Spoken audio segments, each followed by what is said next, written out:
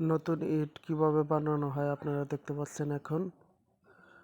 পুরো ভিডিওটা সম্পূর্ণ দেখেন, তাহলে বুঝতে পারবেন ইট নতুনগুলো কিভাবে বানানো হয়।